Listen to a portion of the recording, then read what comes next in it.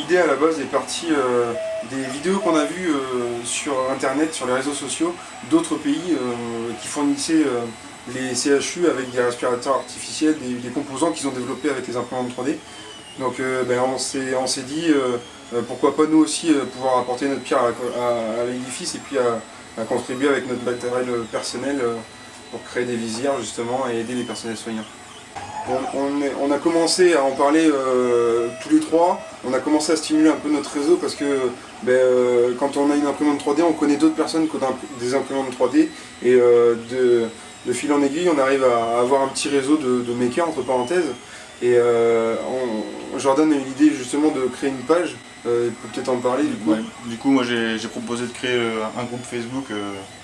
Auparavant je me suis renseigné et j'ai vu qu'il y avait un gros mouvement en fait en France qui s'appelle Maker contre le Covid à l'échelle nationale, et du coup ça avait vraiment pris de l'ampleur. Donc comme il n'y avait pas de groupe en Charente, j'en ai profité pour soumettre l'idée et créer le groupe, et dans le but de relayer l'information et de montrer qu'on peut faire des choses et pour aider justement les personnels soignants ou toute personne confrontée justement en contact direct avec tout le monde du coup.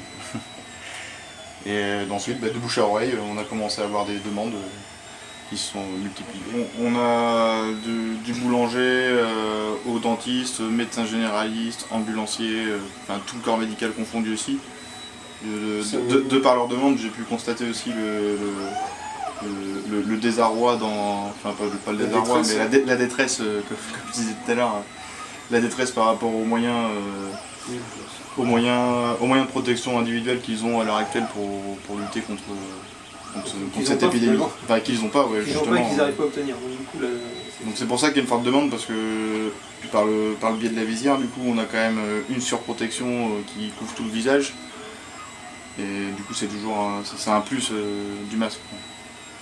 Protège surtout des projections. Aujourd'hui, on fait, comme c'est le cas ici, une seule visière, et ensuite on relance la machine. Donc ça impose, la visière qu'on met combien de temps, 45 minutes, 30 minutes Une trentaine de minutes. Une trentaine de minutes. Donc toutes les 30 minutes, il faut être là pour relancer la machine. Ce qui fait que la nuit, on ne produit pas. Aujourd'hui, on en a en commande. On est à plus de 1000. On est à plus de 1000. Et donc, pour pouvoir fournir un minimum de temps, il faut augmenter la capacité de production et produire aussi la nuit. Voilà. Puis ça oblige autrement d'être toujours à côté de la machine pour pouvoir relancer de demi-heure. Voilà. Donc là, j'ai commencé à travailler en ce sens. Moi, j'en ai fait 16 la nuit dernière. Ça a bien marché, donc je pense qu'on va essayer d'aller vers ça un peu maintenant. Actuellement, oui, en gros, on est 17 personnes fabricantes de supports de visière. Et après, du coup, on fournit tout le département de la Charente. On essaye là en ce moment de récupérer de la matière, des dons, des choses comme ça, notamment les feuilles plastiques là. On a récupéré, donc Jordan, c'est toi qui a fait surtout ce travail de récupération auprès des mairies, de certaines entreprises, je crois. J'ai été aidé, mais oui, on lance des appels aux dons du coup pour pouvoir récupérer les feuilles plastiques, la matière pour fabriquer les supports du coup. C'est un peu le but aussi du mouvement national qui pousse un peu comment dire, appeler à la solidarité.